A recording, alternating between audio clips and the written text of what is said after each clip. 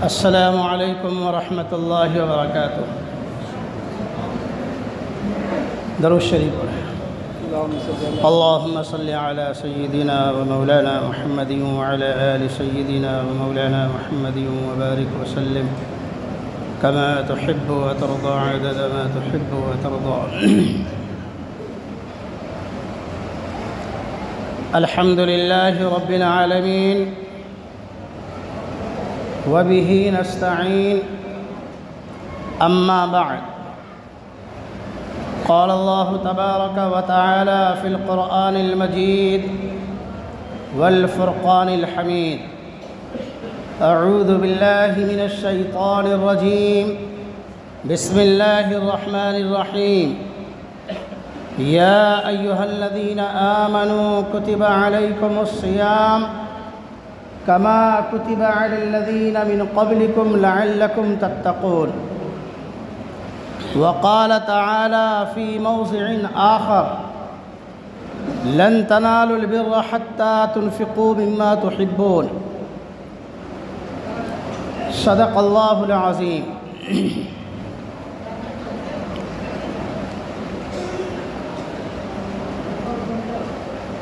मुहतरम भाइयों, बुज़ुर्गों, दोस्तों, अल्लाह रब्बुल इज़्ज़त का बहुत बड़ा करम और इहसान है कि उसने हम सबको ईदुल फ़ित्र की नमाज अदा करने के लिए ईदगाह में आने और दीन मुस्तकीम की निस्बत पर कुछ कहने और सुनने की तौफ़ीक़ अता फ़रमाई। अल्लाह ताला अपने फ़ज़ल से हम सब की हाज़री को कबूल फ़रमाए और हम सब के लिए दुनिया के अंदर भलाई का और आखिरत में नजात का ज़रिया बना दे। आमीन। सबसे पहले मैं उस ज़ात का शुक्र अदा करता हूँ जिसने हम सब को, आप सब को, पूरी उम्मत मुस्लिमा को आज ये ईद का दिन नसीब फ़रमाया, आज खुशी का दिन नसीब फ़रमाया। अल्लाह ताला ने अपनी मर्ज़ी से हम सब को रमज़ान का मुबारक महीना अता किया। पूरे एक महीने रमज़ान का रोज़ा रखने का मौका नसीब फ़रमाया। पूरे महीने तरावीह पढ़ने की तौफ़ीक़ बख्शी। पूरे महीने कुरान पाक की तिलावत की तौफ़ीक़ बख्शी।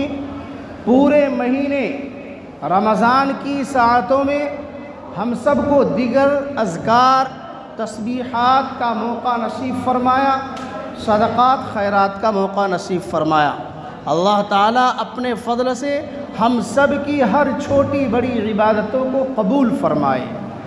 मेरे भाइयों, बुज़ुर्गों, आज उम्मत मुस्लिमा के लिए इस माना के एतबार से भी खुशी का दिन हुआ करता है कि आज इज्तिमा का दिन होता है, मोहब्बत का दिन होता है, इत्तिहाद का दिन होता है, भाईचारगी का दिन होता है।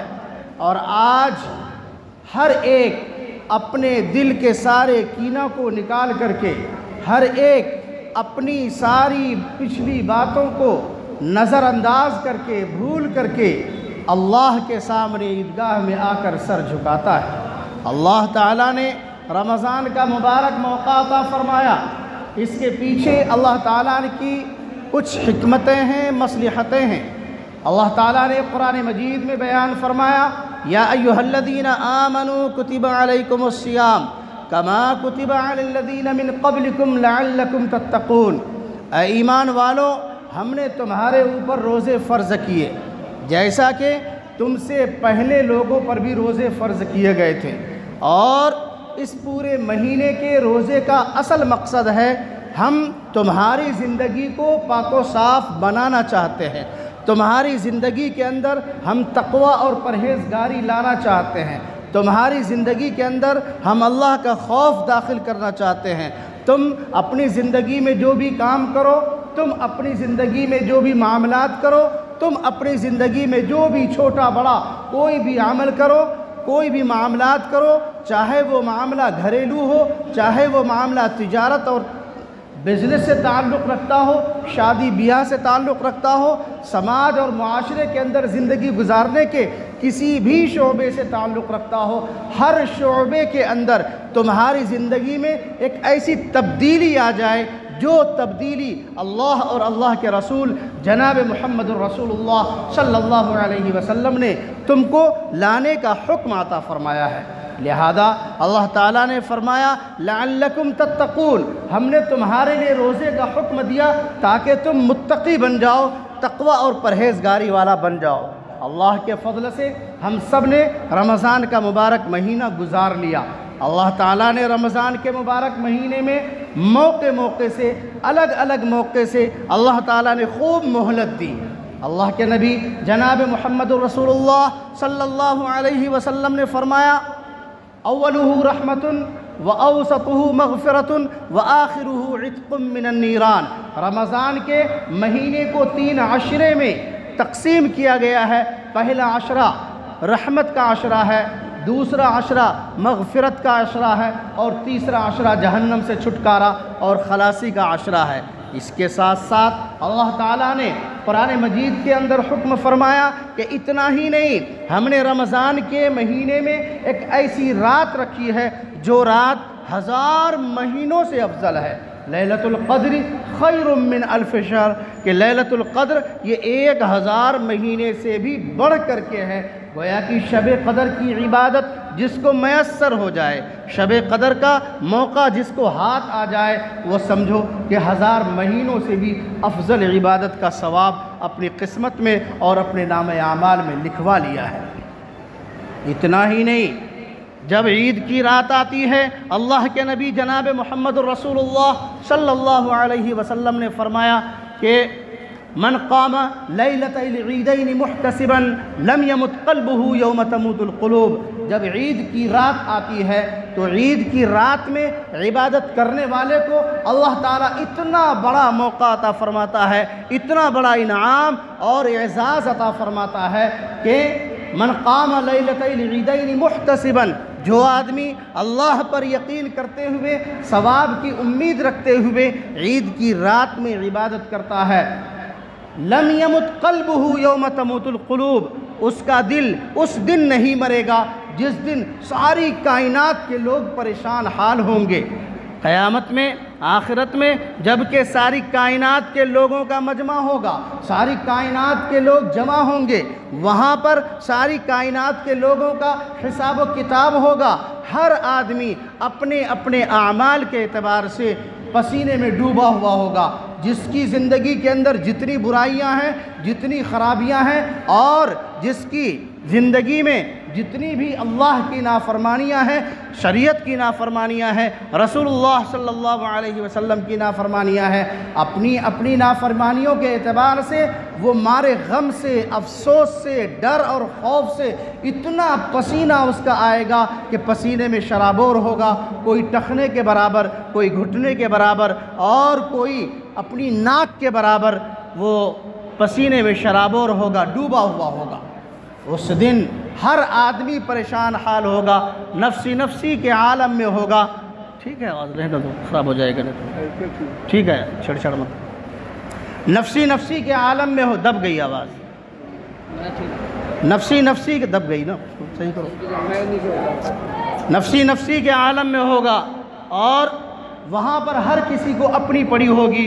तो उस वक्त जनाब रसूलुल्लाह सल्लल्लाहु अलैहि वसल्लम ने फरमाया कि वो आदमी जो ईद की रात में इबादत करने वाला है, उस दिन इत्मीनान से बैठा हुआ होगा, उसको कोई परेशानी नहीं होगी, उसको कोई खौफ और नहीं होगा, उसको कोई वहशत नहीं होगी, उसको कोई डर नहीं होगा। इत्मीनान से वो बैठा हुआ होगा और अपनी बारी का इंतज़ार कर रहा होगा।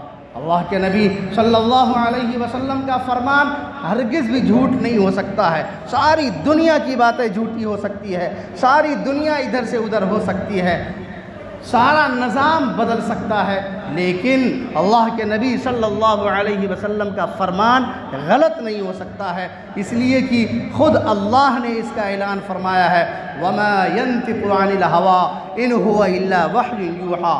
हमारे नबी जनाब मुहम्मद रसूलुल्लाह सल्लल्लाहु अलैहि वसल्लम जो कुछ भी फरमाते हैं, आपकी ज़ुबान से जो कुछ भी निकलता है, ये सब के सब अल्लाह की तरफ से वही होती है, अल्लाह का फरमान होता है, अल्लाह का हुक्म होता है। लिहाजा अभी जो रात गुज़री है, ये रात और इसके साथ साथ एक रात और है जो ईद उल अज़हा की रात होती है, बकरीद की रात होती है। हमारे जहन में एक बात आ रही होगी कि आखिर रमज़ान में इतना बड़ा मौका गुज़रा है, रमज़ान में इफ्तारी का वक्त जबकि अल्लाह ताला माफ़ करता है, बेशुमार लोगों को, हज़ारों नहीं लाखों करोड़ों लोगों को उस वक्त अल्लाह माफ़ करता है, सहरी के वक्त अल्लाह ताला लोगों को माफ़ करता है, लेकिन ईद की रात में मग़फ़िरत का इतना बड़ा इनाम, आखिर क्या हिकमत है इसमें? वो ये है कि आदमी जब ईद का चाँद देखता है तो वो खुशी में सरमस्त हो जाता है, मदहोश हो जाता है, उसको खुशी बर्दाश्त नहीं होती है और मारे खुशी के वो नाचने लगता है, गाने लगता है, गुनाहों में मुलव्विस हो जाता है। और ये तो अल्लाह का बहुत बड़ा करम है, फ़ज़ल है कि हम लोग एक ऐसे समाज में रहते हैं जहाँ उतनी अय्याशियाँ और बुराइयाँ नहीं हैं, लेकिन जब आप बड़े शहरों में जाएंगे वहाँ देखेंगे तो 95% नौजवानों का हाल यह है कि जैसे ही मालूम होता है कि वो उन्होंने चाँद देख लिया है या ऐलान हो गया कि चाँद हो गया है, उसको नाइट शो जाना ही जाना है, फिल्म देखना ही है, अय्याशी करना ही है, क्लब जाना ही है और खुशी में इतना सरमस्त हो जाता है, इतना मदहोश हो जाता है कि रमज़ान में भूल चूक से अगर उसने कोई नेकी कर ली थी तो उसी रात में जाकर के वो ज़ाय कर देता है। इंसानी फितरत है, थोड़ी सी खुशी होती है वो झूमने लगता है, गाने लगता है, नाचने लगता है। और आज हम लोग देख रहे हैं, आज हम लोग इसका खूब मुजाहरा कर रहे हैं। अल्लाह की तरफ से जहाँ थोड़ी सी दौलत आ गई, अल्लाह ने अगर थोड़ी सी आसानी और सहूलत पैदा कर दिया तो अब उसको होश नहीं रहता है, उसको समझ में नहीं आता है कि वो अपनी दौलत को कहाँ पर खर्च करे। अल्लाह ताला ने कुरान मजीद के अंदर ऐलान फरमाया, अश्शैतानु यईदुकुमुल फ़क़्र व यअमुरुकुम बिल फ़हशा। शैतान तुमको फ़क्र का डर दिलाता है, गरीबी का खौफ दिलाता है, तुमको ये खौफ दिलाता है कि अगर तुमने अल्लाह की मर्ज़ी के मुताबिक इस दौलत को खर्च कर लिया, नेकी के रास्ते में खर्च कर लिया, अल्लाह के हुक्म के मुताबिक तुमने ज़कात अदा कर ली, अल्लाह की मर्ज़ी के मुताबिक तुमने सदक़ात और फ़ितरा अदा कर लिया, अल्लाह के हुक्म के मुताबिक तुमने गरीबों में तकसीम कर दिया, तो तुम्हारा पैसा तो ख़त्म हो जाएगा, तुम तो गरीब हो जाओगे, तुम तो तंगदस्त हो जाओगे। अश्शैतानु यईदुकुमुल फ़क़्र व यअमुरुकुम बिल फ़हशा। उसके बाद शैतान उसी दौलत को गलत मकाम पर खर्च करवा देता है। अब तो हम लोग खूब मुजाहरा करते हैं, देखते रहते हैं। इसको देखना है तो इलेक्शन में देखिए, जैसे ही जीत का ऐलान होता है उसके बाद देखिए हज़ारों नहीं लाखों रुपया पानी में फूंक देना उसके लिए आसान हो जाता है। डीजे के ताल पर डांस करना और डीजे के साथ साथ मर्दों और औरतों का नाच करना, अबीर और गुलाल के साथ खेल तमाशा करना और पूरे हलके के अंदर एक ऐसी बदतमीज़ी करना कि जिनके ज़ात के ज़रिए से एक पैसा नेकी की उम्मीद नहीं, हज़ारों नहीं, लाखों नहीं, करोड़ों की तादाद में उनके खाते में अल्लाह ताला गुनाह और उसके खाते में अल्लाह ताला बदनसीबी को लिख देता है। और अब तो गरैया के अंदर एक नया माहौल चालू हो गया है, शादी ब्याह के अंदर डीजे बजाना। अल्लाह ताला ने थोड़ी दौलत क्या दे दी, उसको समझ में नहीं आता है कि उस दौलत का इस्तेमाल कहाँ करे। मेरे भाइयों याद रखिएगा, अल्लाह के नबी जनाब मोहम्मद रसूलुल्लाह सल्लल्लाहु अलैहि वसल्लम ने फरमाया कि मन सन्ना सुन्नतन हसनतन फलहु अजरुहा व अजरु मन आमिल बिहा व मन सन्ना सुन्नतन सय्यतन फलहु मिसलुहा। कि जिसने किसी एक अच्छे काम की बुनियाद रखी, जिसने किसी एक अच्छे काम को शुरू किया तो उस अच्छे काम का सवाब उसको तो मिलेगा ही, उसके साथ साथ क़यामत तक उस अच्छे तरीक़े पर जितने लोग भी अमल करेंगे तमाम के तमाम लोगों को सवाब मिलेगा, और उन तमाम लोगों का सवाब जोड़कर एक साथ उस पहले आदमी को मिलेगा जिसने उस काम को शुरू किया था।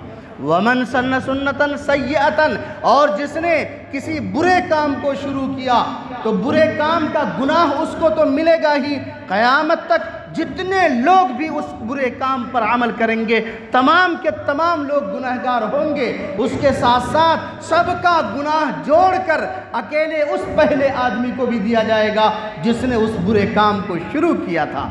आज शादी ब्याह के मौके से 3-3 दिन 4-4 दिन डीजे बजाना अपना फ़र्ज समझ लिया है। अल्लाह की लानत को और अल्लाह के गज़ब को भड़काने वालों, अल्लाह के गज़ब को दावत देने वालों, सुनो, जितने लोगों के कान में तुम्हारे डीजे की आवाज़ पहुँचती है, जितने लोगों के कान में आवाज़ जाने की वजह से वो सब के सब गुनहगार होते हैं, उन तमाम लोगों के बराबर गुनाह को जोड़कर तुम्हारे खाते में डाला जाएगा। नेकी का नाम लेकर के तुमसे कहा जाता है तुम्हारी नानी मरने लगती है, तुम्हारा पूरा ख़ानदान मरने लगता है, लेकिन गुनाह के नाम पर 1000 नहीं 50-50 हज़ार रुपया 2-2 3-3 दिन में लुटाने वालों, अल्लाह के गज़ब से डरो।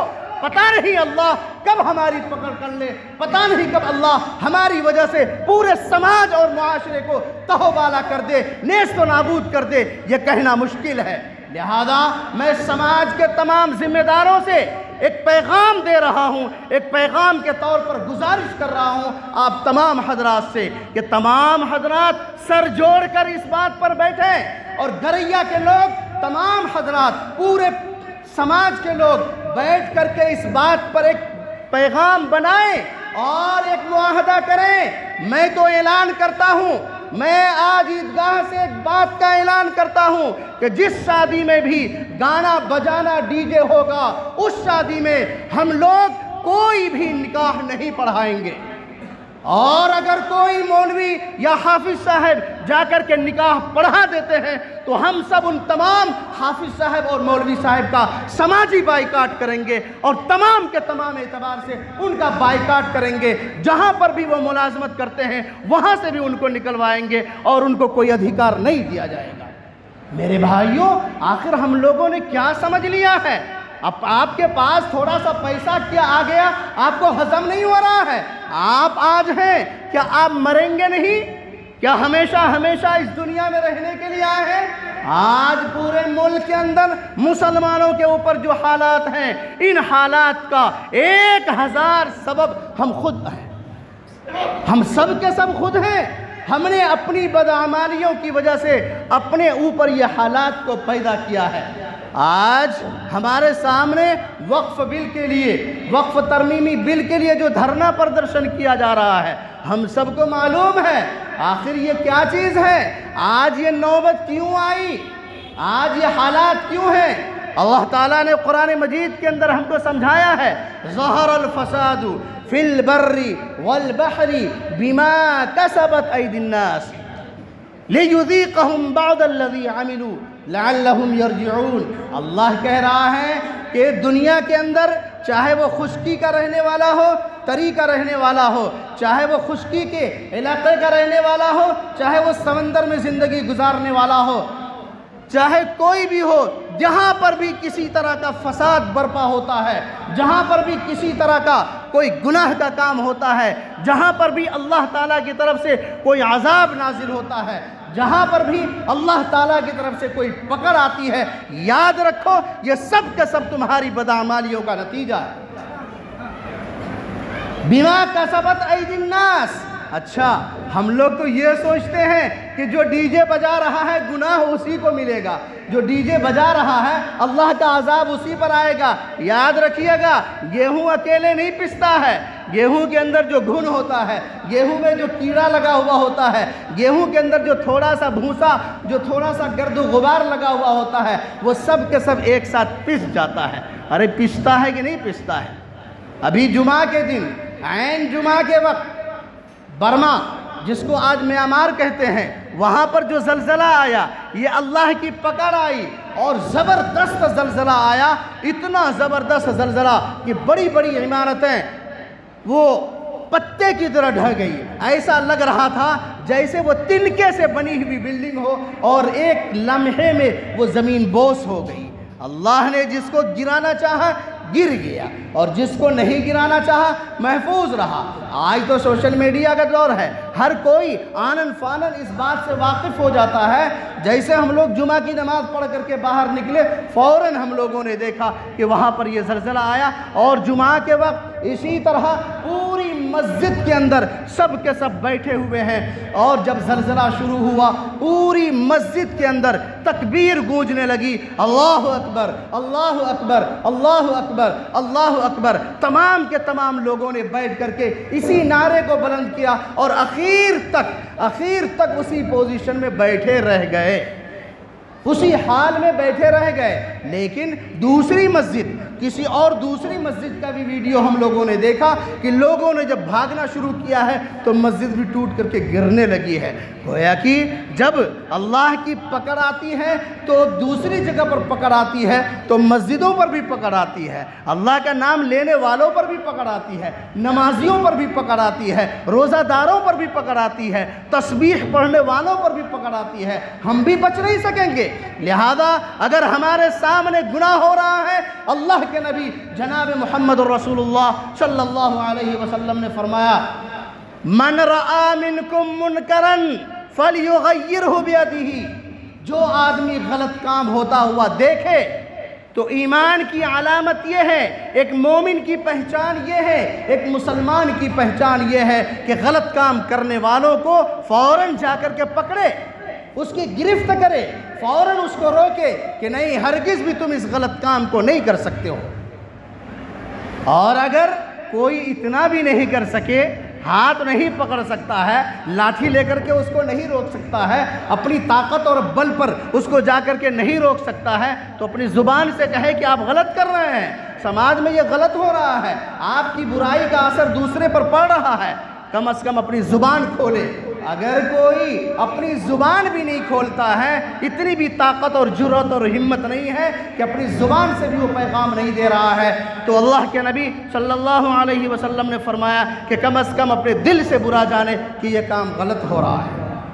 और इसको यानी अपने दिल से बुरा जानने को अल्लाह के नबी सल्लल्लाहु अलैहि वसल्लम ने फरमाया, वज़ालिका अज़अफुल ईमान, ये इंतहाई कमज़ोर अलामत है ईमान की, ये इंतहाई कमज़ोर ईमान है कि आप किसी बुराई को बुराई समझ रहे हैं।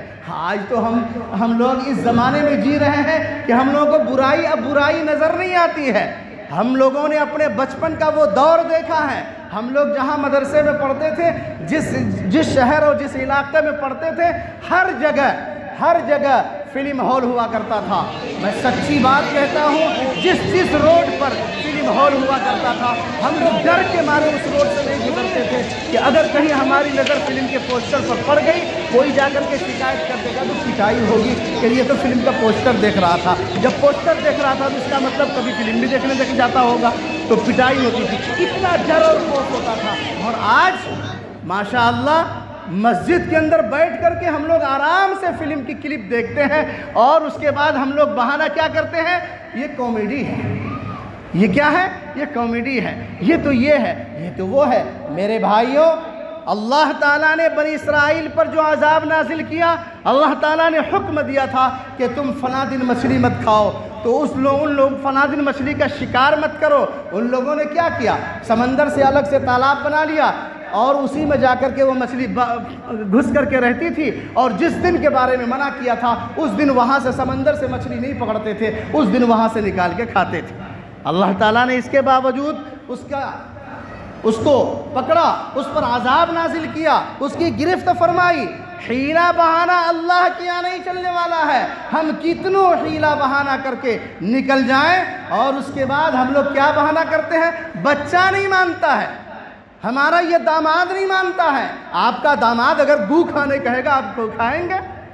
आपका नौजवान बेटा कहेगा कि आज ईद के दिन सेवई के बदले में आप गू खाइए, तो आप क्या पाखाना खाना पसंद करेंगे?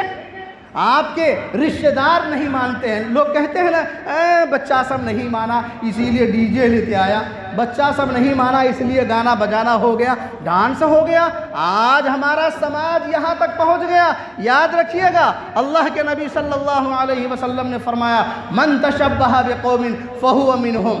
जो आदमी जिस कौम की मुशाबहत इख्तियार करता है उसका अंजाम भी अल्लाह ताला उसी के साथ कर देता है। आप लोगों ने मूसा अलैहिस्सलाम का वाक़या सुना होगा, जब फ़िरऔन ने जादूगरों को बुलाया और मूसा अलैहिस्सलाम से मुकाबला करने की नौबत आई, तो उस ज़माने में दस्तूर था मुकाबला करने के लिए दोनों ग्रुप का ड्रेस एक होना चाहिए। मूसा अलैहिस्सलातु वस्सलाम से पूछा गया कि आप अपना लिबास बदलेंगे या फिर ये जादूगर अपना लिबास बदलेंगे। मूसा अलैहिस्सलाम ने कहा कि मैं अपना लिबास नहीं बदलूंगा, मैं अपना ड्रेस नहीं बदलूंगा, बल्कि आप अपने जादूगरों का लिबास बदलवा दें, ड्रेस बदलवा दें। चुनांचे 70,000 जादूगर थे, 70 के 70,000 जादूगरों को मूसा अलैहिस्सलाम जैसा ड्रेस पहना दिया। मुकाबला हुआ और मुकाबले में उन लोगों की हार हुई। वो 70 के 70,000 एक बारगी अल्लाह के सामने सजदे में पड़ गए और ऐलान किया कि मैं मूसा और हारून के रब पर ईमान लाता हूँ। ज़ाहिर जैसे बदला, ऊपर जैसे ही बदला, अल्लाह ताला ने अंदर भी बदल दिया। हम लोग क्या हवाला देते हैं, और हमारा अंदर ठीक होना चाहिए, बाहर से क्या लेना देना है। बाहर तो होली भी खेल लीजिए, बाहर तो दिवाली भी कर लीजिए, अबीर और गुलाल भी लगा लीजिए, बाहर से आप हिंदू बन जाइए, बाहर से क्रिश्चियन बन जाइए, कुछ जिप भी बन जाइए, अंदर से ठीक होना चाहिए। नहीं नहीं, अल्लाह के नबी जनाब मोहम्मद रसूलुल्लाह सल्लल्लाहु अलैहि वसल्लम ने फरमाया, ज़ाहिरी तौर पर अगर तुम मुशाबहत भी इख्तियार करते हो, तुम्हारा अंजाम भी उन्हीं लोगों के साथ होगा। आज हम लोगों ने शादी के मौके से अपने तमाम बच्चों को, बच्चियों को हल्दी के रंग का कपड़ा देना शुरू कर दिया। कहाँ से यह हल्दी का रिवाज आया, कहाँ से यह पीला पीला ड्रेस देने का रिवाज आया? क्यों हम लोग अपने समाज को जहन्नम के गड्ढे में धकेलने पर इस कदर बज़िद हैं? क्यों हम लोग बज़िद हैं कि पूरे समाज को जहन्नम में धकेलो? अरे जहन्नम में जाना है अकेले जाइए, पूरे समाज को ले जाने की कोशिश मत कीजिए। अगर अल्लाह ताला ने आपको थोड़ी दौलत दिया तो उसको हजम कीजिए, तिजोरी में बंद करके रखिए। और अगर इतना भी नहीं होता है, पुराने ज़माने के लोगों ने जिस तरह अपनी दौलत को ज़मीन में गाड़ दिया था, इसी तरह आप भी अपनी दौलत को ज़मीन में गाड़ दीजिए, लेकिन समाज को इस तरह गलत रास्ते पर मत ले जाइए। आज से मेरा ये पैगाम लेकर के जाएं कि इंशाअल्लाह हम लोग शादी ब्याह में ना तो खुद डीजे लाएंगे और न समाज में किसी को डीजे लाने देंगे। हाथ उठाइए सब लोग, मुआहदा कीजिए कि इंशाअल्लाह आज से हम लोग इस गलत रिवाज को बंद करेंगे। कोई भी अमीर हो गरीब हो, अजीब बात है, अमीर आदमी शुरू करता है, गरीब बेचारा क्या करेगा? वो कहता है कि अगर हम नहीं लाएंगे तो हमारी नाक कट जाएगी। अरे शैतान कहीं का, जब कब्र में जाओगे, कब्र में सबसे पहले नाक सड़ती है, कब्र में सबसे पहले नाक सड़ती है, पूरे जिस्म से पहले नाक सड़ती है। आज हम लोग अपनी नाक दिखाते हैं कि फलां साहब ने तो इतना ज़बरदस्त डीजे, 1 लाख का डीजे किया था, हम इतने गए गुजरे हैं कि 10,000 वाला भी नहीं करा।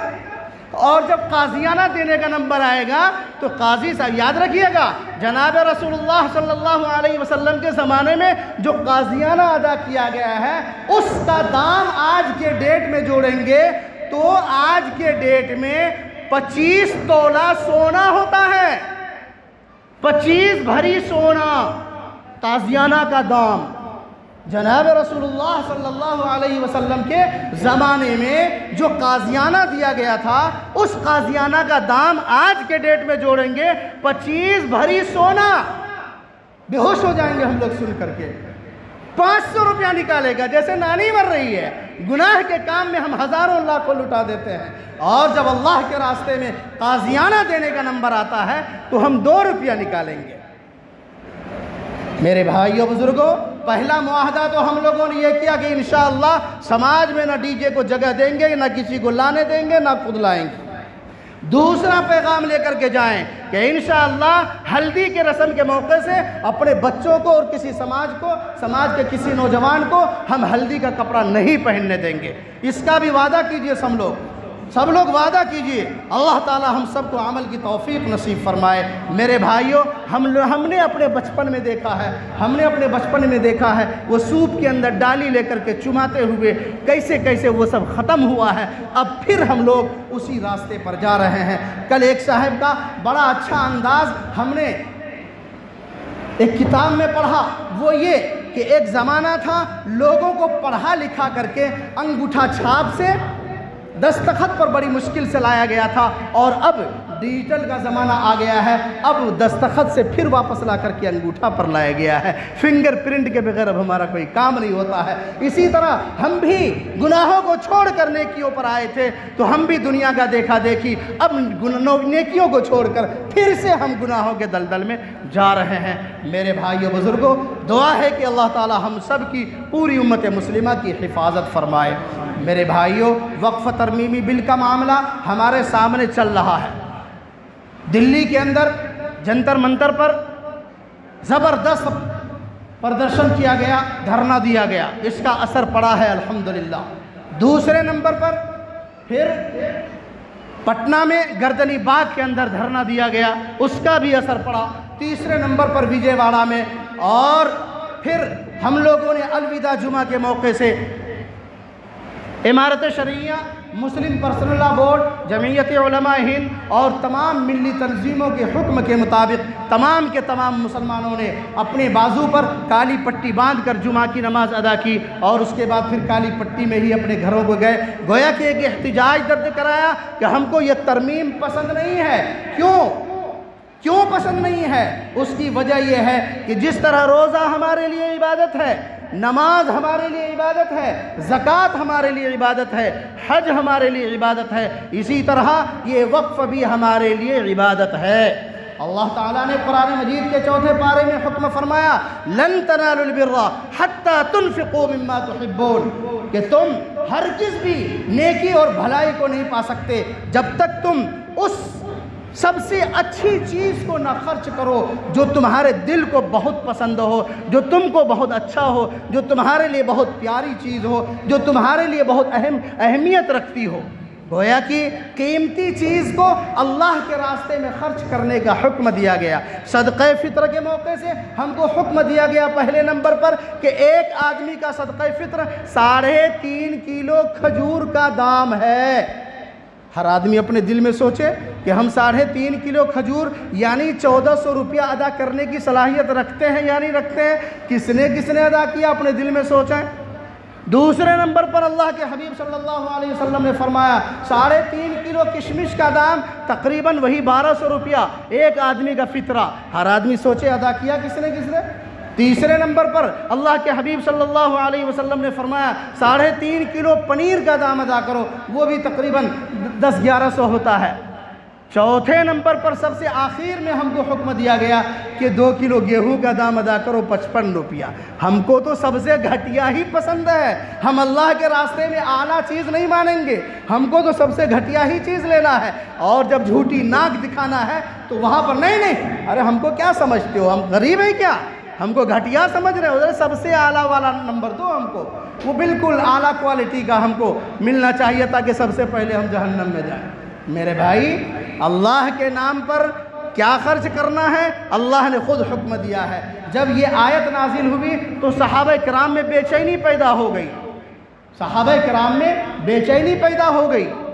सहाबा किराम की ज़िंदगी में जो अच्छी अच्छी चीज़ें हुआ करती थी वो उन्होंने अल्लाह के रास्ते में वक्फ़ करना शुरू कर दिया। ये दस्तूर वहाँ से चला आ रहा है। आप लोगों ने बारहा सुना होगा, जनाब रसूलुल्लाह सल्लल्लाहु अलैहि वसल्लम ने खुद इस मौके से एक नहीं, 2 नहीं, पता नहीं कितनी मरतबा अल्लाह के हबीब सल्लल्लाहु अलैहि वसल्लम ने चीज़ों को, मामूली चीज़ों को, बड़ी चीज़ों को अल्लाह के रास्ते में वक्फ़ किया। आप छोटी बड़ी कोई भी चीज़ अल्लाह के रास्ते में वक्फ़ कर सकते हैं। लेकिन उस मौके से जो सबसे पहला मौका, सबसे पहला वाक़या पेश आया हज़रत अबू तलहा अंसारी रज़ी अल्लाह अन्हु के ज़रिए से, और वो ये था कि हज़रत अबू तलहा अंसारी रज़ी अल्लाह ताला अन्हु ने अपना एक बहुत बड़ा, बहुत कीमती बाग था खजूर का, वो अल्लाह के रास्ते में पेश कर दिया कि ये अल्लाह के लिए वक्फ़ है। और वक्फ़ का मतलब होता है कि अल्लाह की रज़ा के लिए, लोगों के नफ़ा के लिए उसको अल्लाह के हवाले कर देना। जैसे ही आदमी ने नीयत किया फ़ौरन उसकी ज़िंदगी से वो निकल गया, अब वो उसका मालिक नहीं रहा, उसकी मिल्कियत ख़त्म हो गई। और हम लोग 5 किलो अगर फ़ितरा दे देते हैं, 2 किलो फ़ितरा दे देते हैं, ज़िंदगी भर आकर के हक़ जमाते हैं कि हमने फ़ितरा दिया था, वो भी हमारा हक़ है। भूल जाइए इस चीज़ को। अगर आपने अल्लाह के नाम पर कुछ खर्च किया उसको भूल जाइए। अल्लाह ताला ने जो हमें हुक्म दिया है कि तुमने अल्लाह के लिए वक्फ़ कर दिया, तो अब तुम्हारी मिल्कियत से निकल गया, अब उसमें विरासत नहीं चलेगी। यानी तुम्हारे मरने के बाद अब तुम्हारी औलाद का उसमें कोई अधिकार नहीं होगा, उसमें अब विरासत नहीं हो सकती है। तुम उसको हिबा भी नहीं कर सकते, किसी को दे भी नहीं सकते। गोया कि चाहे वो मस्जिद की ज़मीन हो, मदरसे की ज़मीन हो, कब्रस्तान की ज़मीन हो, ईदगाह की ज़मीन हो, मकबरा की ज़मीन हो, या फिर दरगाह की ज़मीन हो, या फिर किसी भी काम में, हॉस्पिटल में, स्कूल में, कॉलेज में, कहीं पर भी, या खेल के मैदान में किसी मुसलमान ने अल्लाह के नाम पर वक्फ़ कर दिया तो वो हमेशा हमेशा के लिए वक्फ़ हो गया। आज मौजूदा वक्त में तरमीम जो की जा रही है, मौके मौके से संशोधन हुआ है, तब्दीली हुई है। लास्ट बार 1995 में ये तब्दीली हुई है वहाँ तक कोई बात नहीं थी, लेकिन अब इतना ज़बरदस्त एहतिजाज क्यों हो रहा है? उसकी वजह यह है कि इसके अंदर ये शिक जोड़ दिया गया है कि जो आदमी वक्फ़ करता है उसका 5 साल पुराना मुसलमान होना ज़रूरी है। अगर कोई ईमान कबूल करने के बाद 1 साल, 2 साल, 3 साल, 4 साल के बाद वक्फ़ करता है तो उसका वक्फ़ कैंसिल हो जाएगा, उस पर सरकार कब्ज़ा कर लेगी। इसीलिए एहतिजाज किया जा रहा है। इसी तरह ज़ुबानी तौर पर वक्फ़ कर दिया, रजिस्ट्री नहीं किया, तो नए संशोधन में ये कहा गया है कि अगर रजिस्ट्री नहीं है तो उसका एतबार नहीं, उस पर सरकार कब्ज़ा कर लेगी। और आज एहतिजाज इसलिए हो रहा है कि वक्फ़ की ज़मीन पर या वक्फ़ की आमदनी पर शरीयत की मर्ज़ी के मुताबिक ख़र्च किया जाएगा। जैसे हम लोगों ने ज़कात, सदका, फ़ितरा अदा किया, शरीयत ने बता दिया है कि ये कहाँ कहाँ लग सकता है। इसी तरह वक्फ़ का पैसा कहाँ कहाँ लग सकता है, मुतय्यन है। लेकिन नए संशोधन में ये कहा गया है कि सरकार अपनी मर्ज़ी के मुताबिक उसको अमल में लाएगी कि इसका नफ़ा या उस जायदाद या उस प्लॉट का इस्तेमाल किस काम में किया जाएगा। इसलिए ये एहतिजाज हो रहा है। इसी तरह कमेटी जो है, वक्फ बोर्ड के जो मेंबरान हैं, उसके लिए अब शर्त लगाई गई है कि 2 गैर मुस्लिम का होना ज़रूरी है। इसीलिए एहतिजाज किया जा रहा है कि हमको ये ज़रूरी होना नहीं चाहिए। यानी अगर कोई हमारी बोर्ड में गैर मुस्लिम होता है तो ये बुरा नहीं है, हो सकता है, लेकिन लाजिम कर देना कि 2 गैर मुस्लिम का बोर्ड में रखना पड़ेगा। इसलिए एहतिजाज हो रहा है कि लाजिम और ज़रूरी नहीं। और सबसे ख़तरनाक बात कि अगर किसी मौके से किसी ने धोखाधड़ी करके अपने नाम रजिस्ट्री कर लिया है तो पहले हमको चैलेंज करने का इख्तियार था, हम केस लड़ करके हाई कोर्ट से फिर मुसलमानों के हक़ में फ़ैसला करा सकते थे। नए संशोधन में कहा गया है कि अगर कोई गलत तरीक़े से भी अपने नाम रजिस्ट्री करवा लिया है तो वो हो गया, आप उसको चैलेंज नहीं कर सकते हैं। मसलन ये मस्जिद है, कोई धोखे से अपने नाम रजिस्ट्री करा लेता है, पैसा खर्चा करके, आज तो पैसा के बल पर सब कुछ हो रहा है ना, अपने माँ बाप को भी आदमी पैसे में बेच रहा है। तो अगर किसी ने गलत रजिस्ट्री करा लिया तो अब उसमें आपको अधिकार नहीं होगा, कह दिया जाएगा हाँ जिसके नाम से है उसी का हो गया, चैलेंज नहीं कर सकते। और सबसे ख़तरनाक पहलू इस संशोधन में ये शामिल किया गया है कि सारा का सारा इख्तियार दे दिया जाएगा ज़िला कलेक्टर और डीएम को कि वो अपनी मर्ज़ी से जिस वक्फ़ की जायदाद के बारे में कह दे कि ये हाँ वक्फ़ है, ये मस्जिद है तो है। अगर डीएम ने लिख दिया कि ये मस्जिद नहीं है, ये वक्फ़ नहीं है, ये फला की ज़मीन है, तो उसी पर मुहर लग जाएगी। इसीलिए ये आज एहतिजाज हो रहा है और पूरा का पूरा मुल्क इस पर आवाज़ उठा रहा है।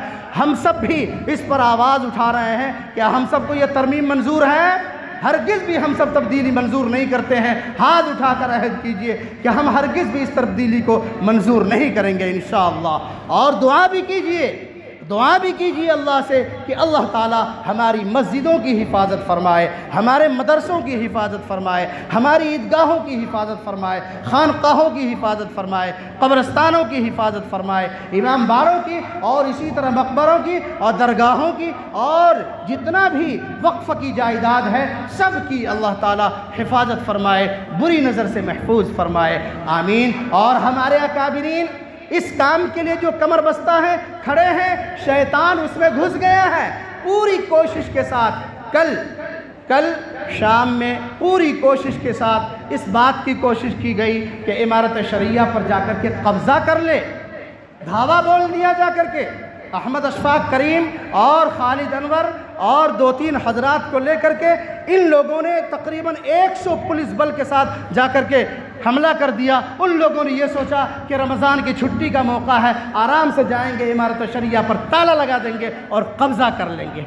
आज देखिए मुसलमान सड़क पर उतरा हुआ है, लेकिन मुसलमानों को बिकने में देर नहीं लगती है। सिर्फ 2 एकड़ ज़मीन में बिक गया है, सिर्फ 2 एकड़ ज़मीन के बदले में बिका है। हम लोग भी चाय पर बिकने वाले हैं, हम लोग भी 500 रुपया में बिकने वाले हैं, 1000, 2000, 5000 में बिकने वाले हैं और इज़्ज़तदार की इज़्ज़तों को कि इज़्ज़त की धज्जियाँ उड़ा देते हैं। एक चाय पिला देता है और एक चाय के बदले में हम दूसरे की इज़्ज़त की धज्जी उड़ा कर रख देते हैं। ऐसा ऐसा गुनाह उसके सर पर हम थोप देते हैं जिस गुनाह का उन्होंने तसव्वुर भी नहीं किया। लिहाजा मेरे भाइयों, मुत्तहिद हो जाएं। आज ईदगाह में ईद के मौके से इत्तिहाद का पैगाम लेकर के जाएं, पुरानी बातों को भूल जाएं और दिल के सारे गर्द गुबार को निकाल कर हम सब एक हो जाएं, मुत्तहिद हो जाएं। एक हो जाएं तो बन सकते हैं खुर्शीद मुबीन। ये खुर्शीद मतलब सूरज चमक रहा है, पूरी दुनिया के अंदर मिल करके पूरी दुनिया में रोशनी बिखेर रहा है। लिहाजा हमारे इत्तिहाद की ज़रूरत है। अल्लाह ताला हम सब को अमल की तौफीक नसीब फरमाए।